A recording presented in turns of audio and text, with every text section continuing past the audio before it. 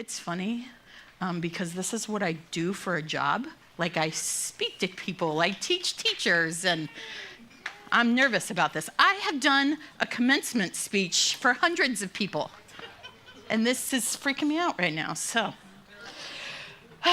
Okay. So first of all, if you don't know me, I am Melissa Scoville. I have been coming to, I've been coming to the Shepherd's Fellowship since 2020. And this today has been years in the making.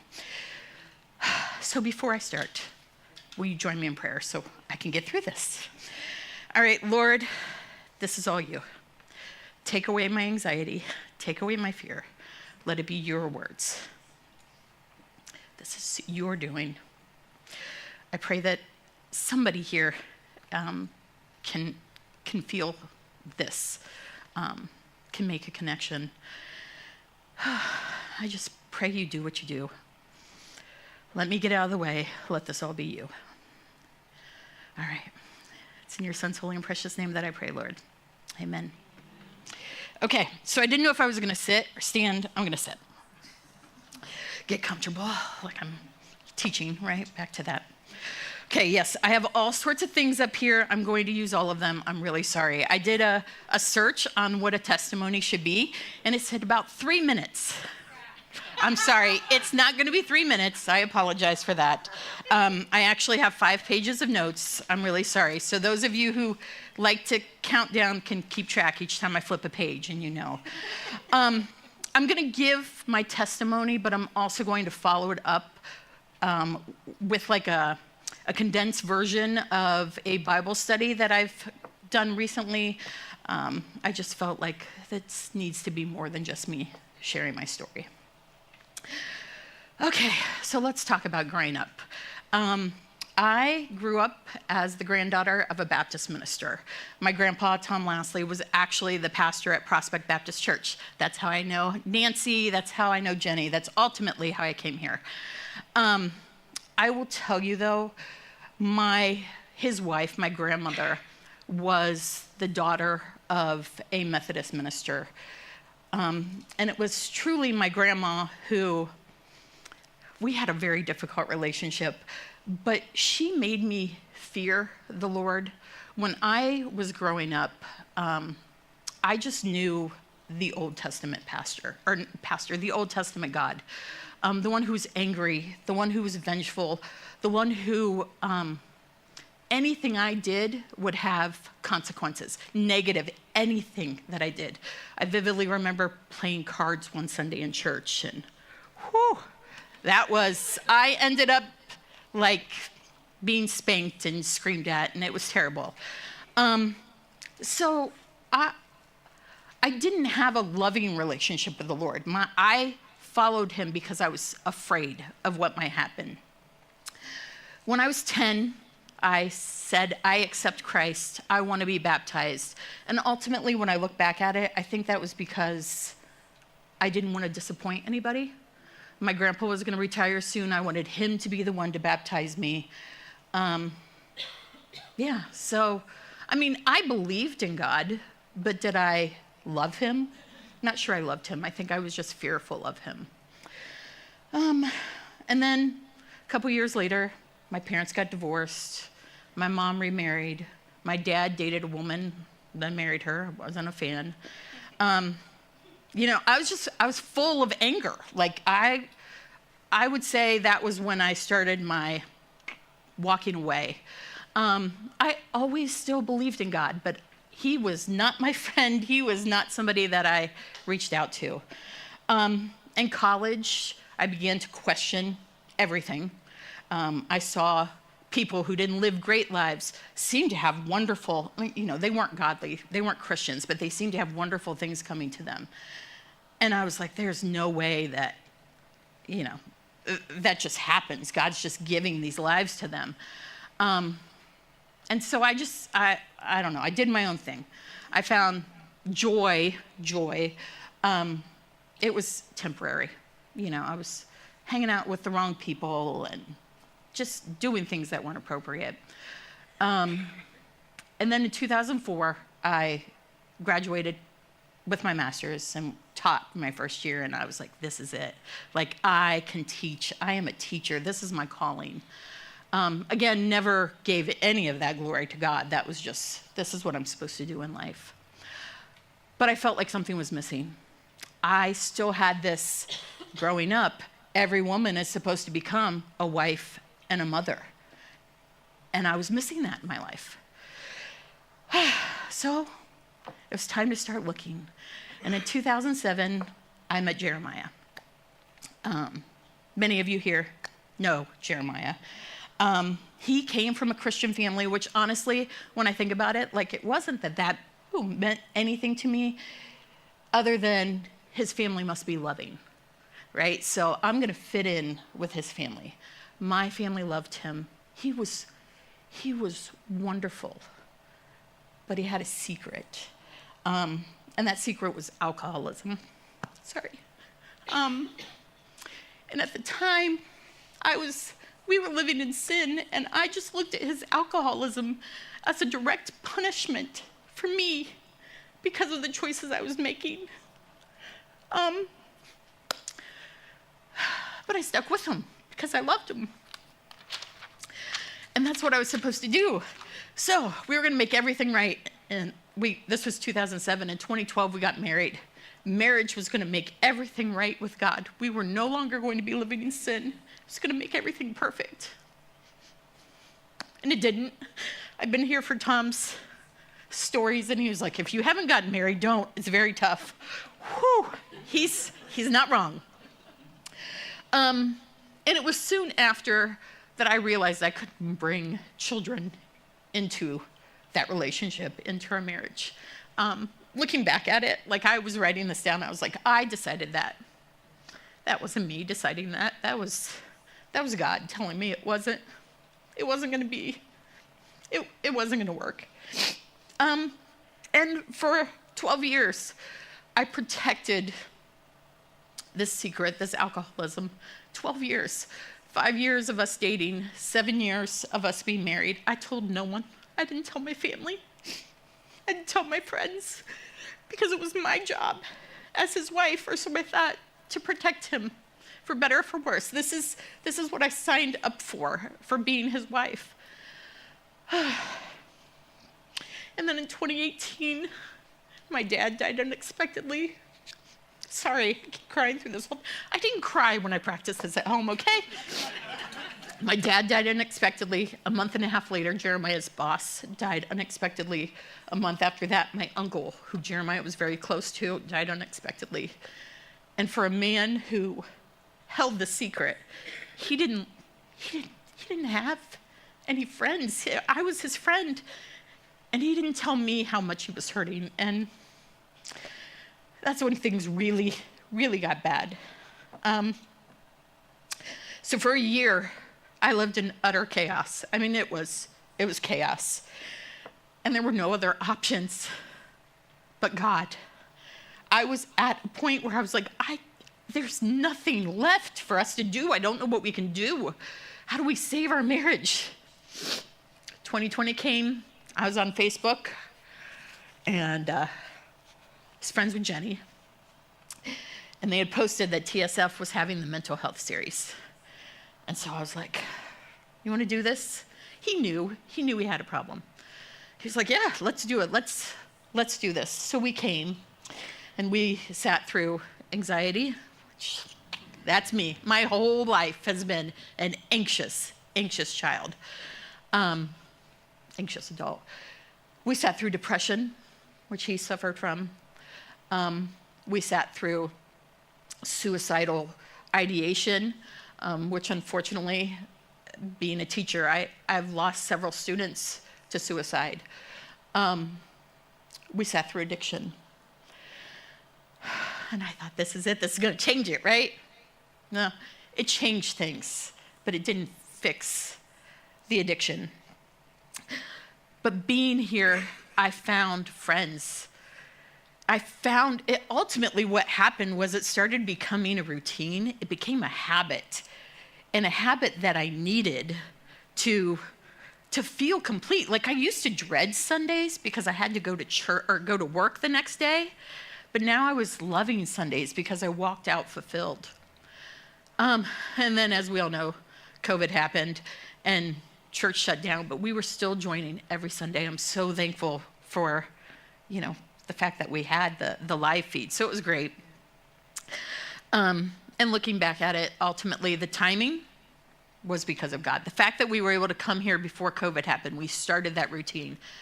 That's all God, right? That there was no other explanation for that. At the end of 2020 was the first time that Jeremiah experienced true sobriety while we were together. He was sober for 67 days. All of those were while he was in rehab or at a sober living. But when he came home, it was back. Throughout 21 and 22, there was a continual struggle. And then August of 2022, I think I finally succumbed to the idea of giving up control to the Lord. There was an evening I was trying to get Jeremiah to, he was struggling, and I was trying to get him help. I had taken him to a mental health emergency room, and they told me they could do nothing for him. And I was like, what am I supposed to do with him? And they said, well, take him to an actual emergency room. And I said, around the corner? And she said, no, you got to go down to Riverside. So I had to drive him in my car. And we get to Riverside, and he jumps out of the car and starts running towards the highway. And I just threw my hands up, and I was like, I'm done. I can't do this anymore. And I gave it all to God at that moment. And, oh, gross. And he was sober for 7 months following that. Oh. I got to tell you, that very next day after that, that was like 10 o'clock at night, I got up and went to work. Like, I told you, control is something that how did I have control in that moment? That's what I longed for, control. That was my addiction, control. But I look back at that and I realized I was not in control. That was God leading me. In September of 22, I was baptized again. And that time when I was there was when I really knew, like, I was giving my life to the Lord. He was who got me to where I was. I wasn't doing it to make anybody happy. In fact, my grandma was still alive. She lived to 103. We had a wonderful relationship. Well, a month away from 103, I'm sorry. We had a wonderful relationship, but I didn't tell her about it because I wasn't doing it for her. I told her about it afterwards. I was doing it for myself, for the Lord. During those 7 months of sobriety, I had peace. He was safe. He was with others. He was living his best life. In March of 2023, Jeremiah returned home. And when he came back home, he started drinking again. In June of 23, he got an OVI. And let me tell you, like, even though he drank, he loved the Lord and he loved this church. The OVI was actually on his way to church because he was bound and determined to come here. But it was during that time that I realized that I was going to have to be with him 24/7 to keep him sober. It was not my job to keep him sober. I could not live life like that. So he went back to rehab again, and it was not an easy decision, but I left, and I filed for divorce. Oh, and let me tell you, like, for somebody who felt like they were constantly disappointing people, I felt like I was committing the ultimate sin. Like, I was supposed to be with him through thick and thin, for better, for worse, in sickness and in health. Like, I made this commitment to him, to God, and I was leaving it. I moved to Urbana, so I was now further away from my church, but I kept coming. I knew this is where I needed to be. This was my family. This is where I felt the Lord. In June of 2024, I brought my my little notebook here. Tom gave us some, you know how he gives us assignments when we're sitting there and we're supposed to be doing something. I'm pretty sure we were supposed to be doing something else, but my mind in that moment wrote down a prayer, and then Tom was like, oh, what did you do? And I came up and said the prayer, but I don't think I was supposed to. Anyways, here's what my prayer was. June 2nd of 2024. In 2 weeks, the hardest year I have experienced will wrap up, and I will pray that when people congratulate me for making it through, that I give all credit to God. I also pray that I continue to seek him in the peaceful times and thank him for the peace and not get complacent in it. So June 2nd, 2024. June 12th of 2024, our divorce was finalized, and I was like, okay, I can move forward, right? Like, this is good. On August 1st, so what is that? Like, not even 2 months later, I received a call from Jeremiah's father that he was in ICU. My greatest fear had come true. On August 16th, he passed away ultimately from his alcoholism. But looking back at it, I know he was ticked. He was so ticked that he had to live for those 3 weeks in ICU. But man, our family was so thankful. We all got to say goodbye. I know that Jeremiah was sober when he came to the Lord, and I know that he had time to come to peace with everything during that time. So I was like, man, can't get any worse, right? This is it. I think about you, Amanda, for this next part. Like, people might laugh at us when it comes to dogs, but my dog Jackson was my baby. He was with me through all of this. And he passed away at the end of November. And then, very beginning of December, I got diagnosed with breast cancer. Oh, gosh, really? So in 2025, I had surgery. I had chemo. Oh, that was a battle in and of itself.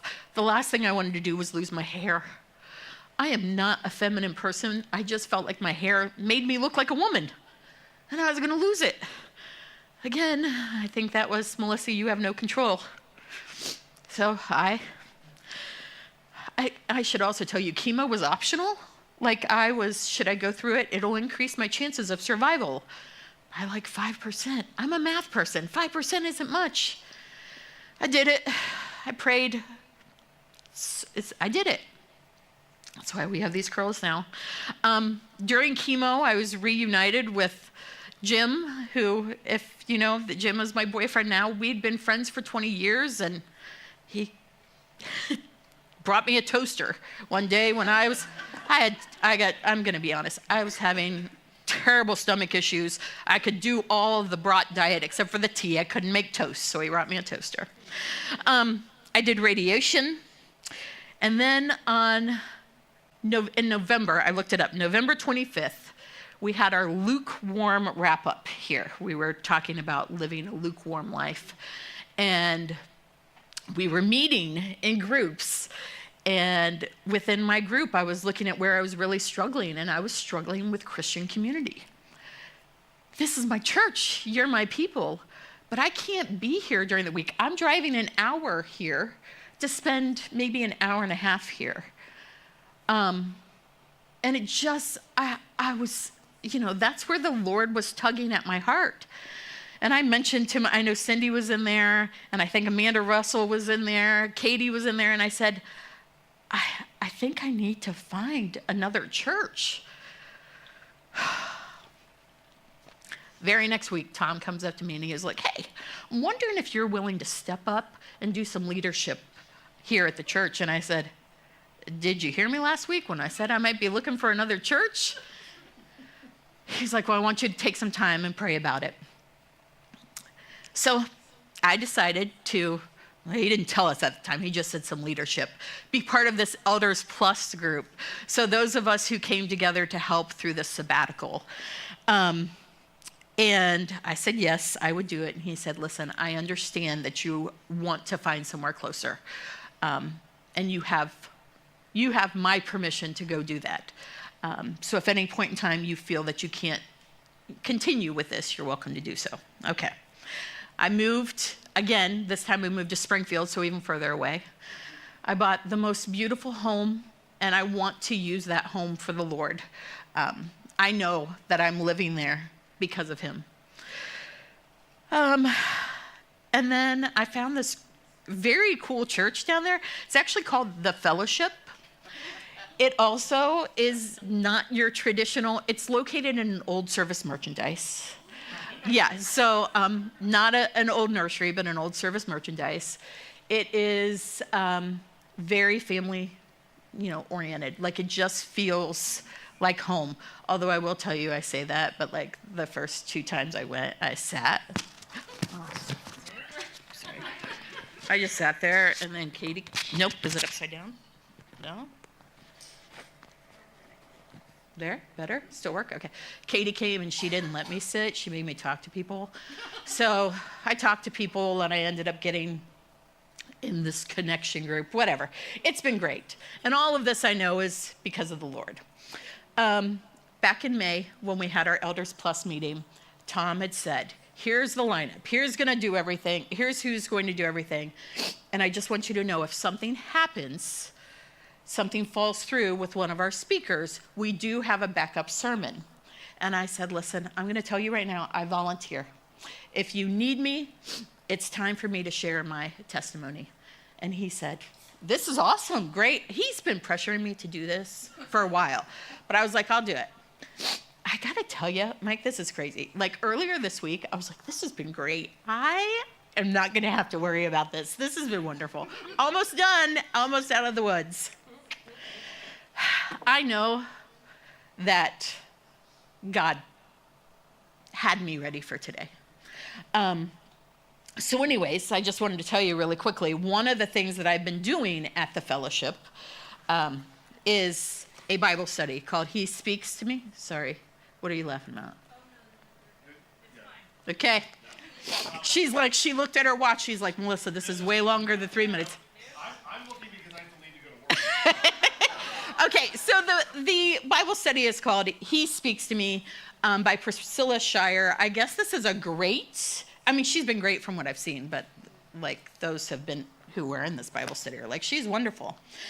Anyways, I was like, I can't just do a testimony and make it short and sweet. So I'm actually going to share with you the summarized version of what He speaks to me, because I'm hoping to share with you like the connections in my life to where He has spoken to me. So those of you who are counting, this is page 5. So this is the last page here, but I still have 2 books that I haven't shared yet. So anyways, letting the Lord speak to you, one of the things that I've learned is this whole idea of manifest presence. So manifest meaning visible or meaning obvious. And we can see His manifest presence, His obvious presence, usually, when we look back at what has happened in our life. So everything that I just shared with you, I hope you can see that every step of it, everything was preparing me for where I am right this moment. Yeah, the fact that I'm not still crying, that right there is God's presence. So anyways, letting the Lord speak to you, we actually have been studying 1 Samuel chapter 3. So that's where I'm going to go. If you want to look, you're welcome to do so, but I am going to read it. Okay. Now the boy Samuel was ministering to the Lord in the presence of Eli. So just so you know, if you're not aware, Eli was like a high priest, and Samuel was to be his almost like apprentice.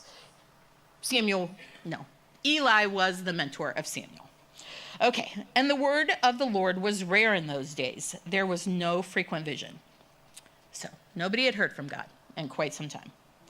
At that time, Eli, whose eyesight had begun to grow dim so that he could not see, was lying down in his own place.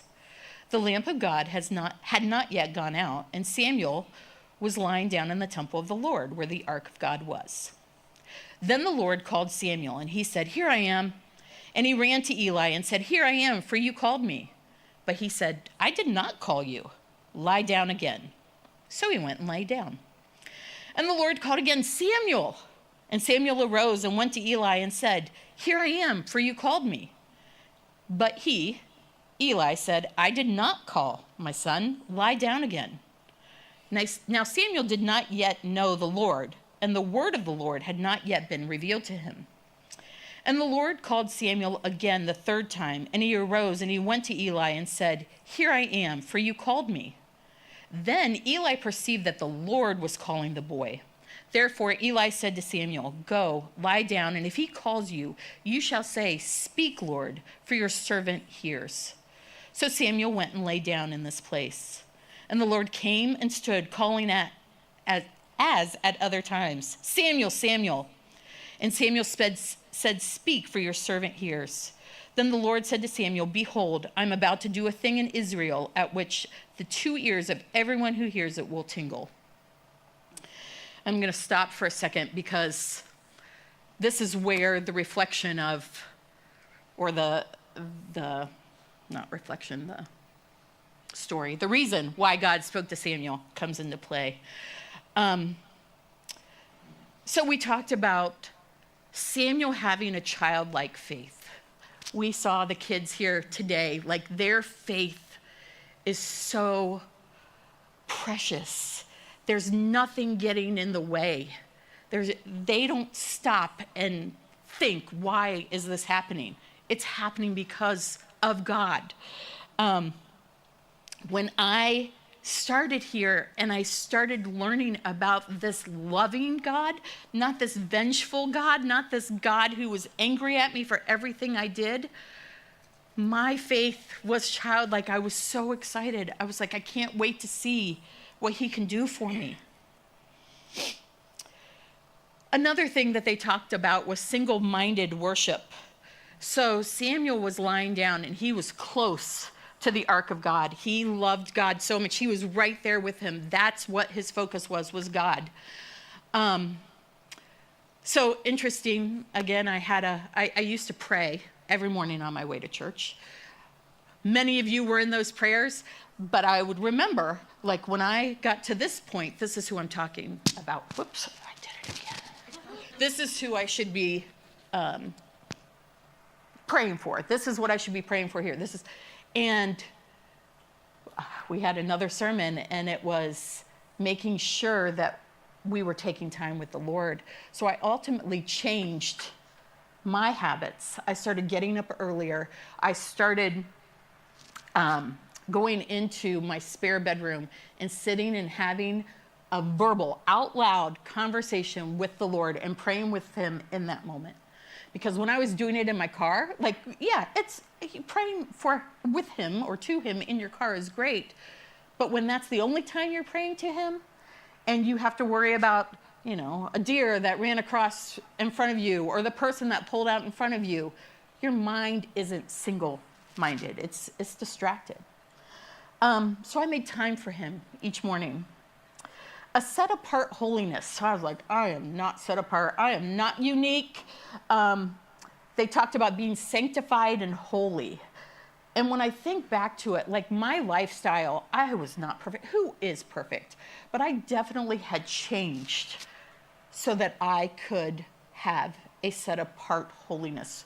I wanted God to be who was in charge. I was volunteering with the youth. I was attending more things here at church because I could. Now, we know that changed for a little bit, but still.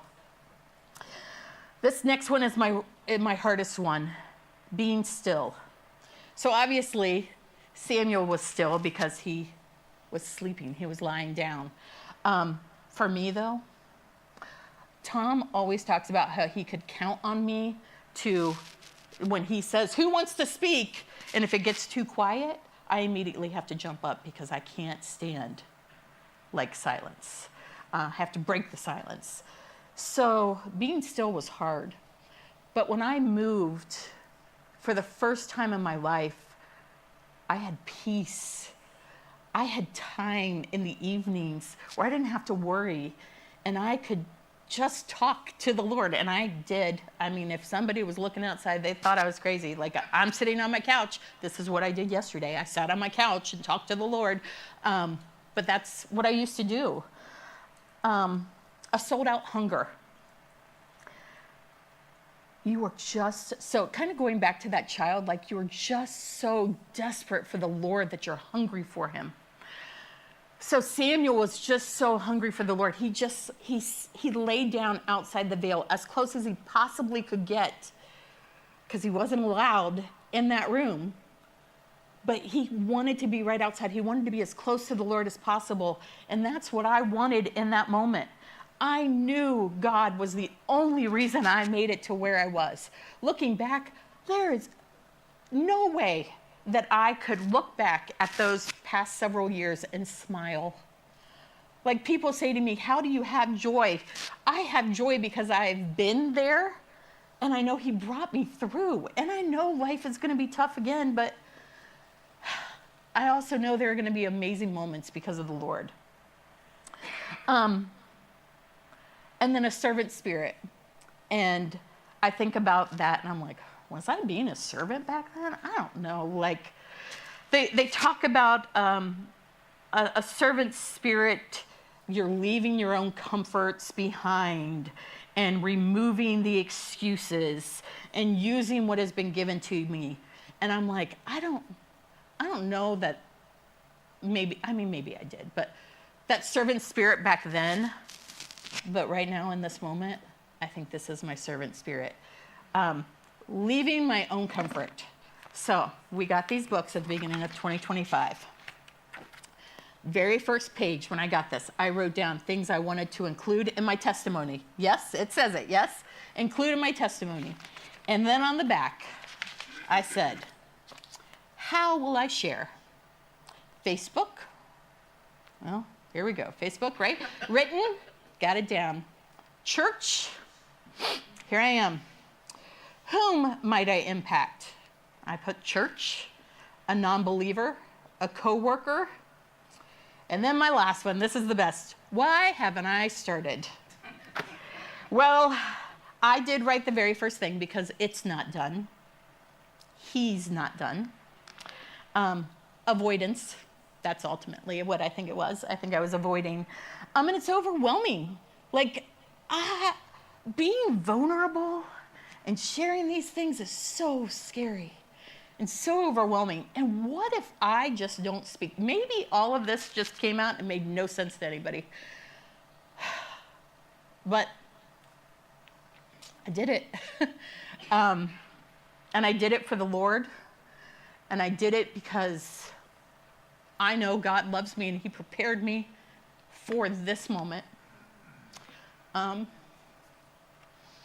So with that, I'm finished. But I did, thank you. I hope it made sense. And I know Katie has some things that she wants to share, but I do want to pray before Katie comes up. So, Lord, I made it. Thank you. I hope that made sense to somebody. But those were your words. That's what you put on my heart. That's what you prepared for me. Oh, I love you. I am so thankful for you, your mercy, your grace, your kindness, your forgiveness, and ultimately your love, Lord. Thank you for my church family. I pray that you're with every single one of them today, through the week, and through the rest of their lives, Lord. Hold them, protect them. It's in your son's holy and precious name that I pray. Amen.